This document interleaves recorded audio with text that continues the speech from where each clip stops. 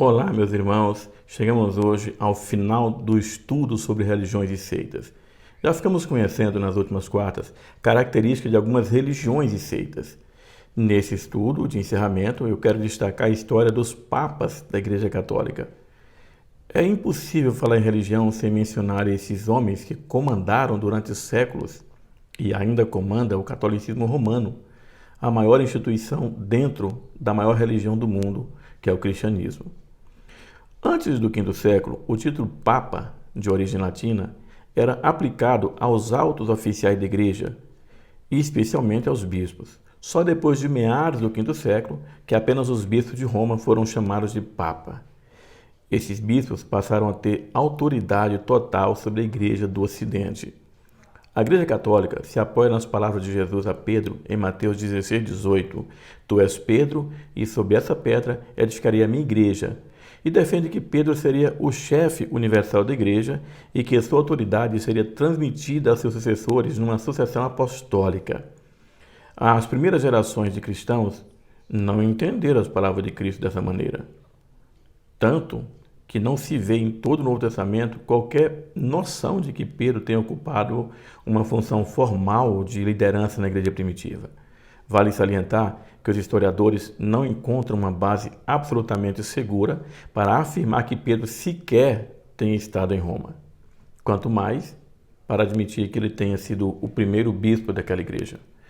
A despeito de tudo isso, não se pode deixar de reconhecer que, ainda na igreja antiga, os bispos de Roma alcançaram grande proeminência, que o papado, em muitas ocasiões, prestou serviços crucialmente relevantes à igreja e à sociedade, e que muitos papas foram homens de grande piedade, integridade moral, saber teológico e habilidades administrativas.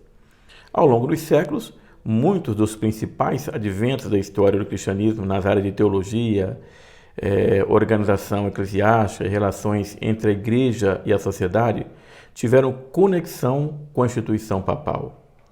Muitos papas se notabilizaram por seus feitos ao longo da história. No V século, por exemplo, destacou-se sobremaneira a figura de Leão I, considerado por muitos o primeiro papa. Ele exerceu um papel estratégico na defesa de Roma contra as invasões bárbaras e escreveu um importante documento teológico sobre a pessoa de Cristo, o Tomo, e exerceu influência decisiva nas resoluções do Concílio de Calcedônia em 451. Além disso, ele defendeu explicitamente a autoridade papal, articulando mais plenamente o texto de Mateus 16:18 como fundamento da autoridade dos bispos de Roma como sucessores de Pedro. Seu sucessor, Gelásio I, expôs a célere teoria das duas espadas. Dentre os dois poderes legítimos que Deus criou para governar no mundo, o poder espiritual, que era representado pelo Papa, tinha supremacia sobre o poder secular, sempre que os dois entravam em conflito. O apogeu do papado antigo ocorreu no pontificado do notável Gregório I, ou Gregório Magno, o primeiro monge a ocupar o trono papal. Suas realizações é impressionante. Ele supervisionou as defesas romanas contra os ataques dos lombardos, realizou complicadas negociações com o imperador bizantino, saneou as finanças da igreja, reorganizou os limites de responsabilidade das dioceses ocidentais. Ele foi também o dedicado estudioso das Escrituras. Suas exposições bíblicas, especialmente um comentário ao livro de Jó, foram muito lidas em toda a Idade Média. Seus escritos sobre os deveres dos bispos deram forte ênfase ao cuidado pastoral como uma atividade prioritária. Ele reformou a liturgia, regularizou as celebrações do calendário cristão e promoveu a música sacra, o canto gregoriano. Finalmente, Gregório foi um grande promotor de missões, enviando missionários para vários centros estratégicos do norte e oeste da Europa e expandindo a área de jurisdição do papado. O papado também teve seus períodos sombrios, marcados por imoralidade e corrupção. Um desses períodos ocorreu entre o final do século IX e o início do século XI, quando a instituição papal foi controlada por poderosas famílias italianas. A história revela que 1/3 dos papas dessa época morreu de forma violenta. João VIII foi espancado até a morte por sua própria segurança. Estevão VI, estrangulado. Leão V, assassinado pelo sucessor Sérgio III. João X foi asfixiado. Estevão VIII foi horrivelmente mutilado. Isso para não citar outros fatos deploráveis. Parte desse período é tradicionalmente conhecida pelos historiadores como pornocracia, numa referência a certas práticas que predominavam na corte papal.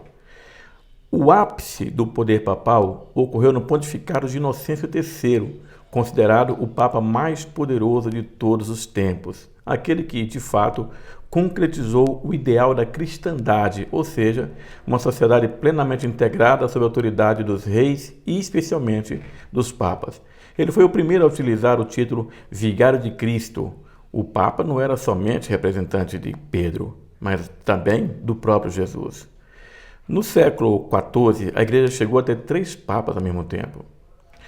Um dos períodos mais extraordinários da história da igreja e do papado teve início com a eleição do Papa João XXIII em 1958. Convencido da necessidade de uma ampla atualização da igreja, ele convocou o Concílio Vaticano II, formalmente instalado no dia 11 de outubro de 1962. Esse importante concílio, que teve expressiva participação de bispos do Terceiro Mundo, aprovou resoluções sem precedentes nas áreas de renovação litúrgica, preocupação com os pobres e diálogo interconfessional. O Papa seguinte, Paulo VI, embora mais contido, deu prosseguimento ao Concílio Vaticano II no interesse de construir uma ponte entre a Igreja e o mundo moderno. A eleição do último Papa do século XX, o polonês João Paulo II, aconteceu em 1978, o primeiro Papa não italiano desde o século XVI. Em 81, ele sobreviveu a um grave atentado na Praça de São Pedro. Foi também o Papa que mais se deslocou pelo mundo afora, tendo feito cerca de uma centena de viagens internacionais. Com a morte de João Paulo II, foi eleito Bento XVI, o influente cardeal alemão Joseph Ratzinger, que renunciou ao seu papado no dia 28 de fevereiro de 2013, se tornando o Papa emérito. Em seu lugar, assumiu a cadeira do Vaticano o jesuíta argentino Jorge Mário Bergoglio, o Papa Francisco. E para terminar, vale lembrar que, do ponto de vista protestante, o papado não é uma instituição de origem divina. Nós não reconhecemos o Papa como representante de Cristo e nem de Pedro. Que Deus nos abençoe.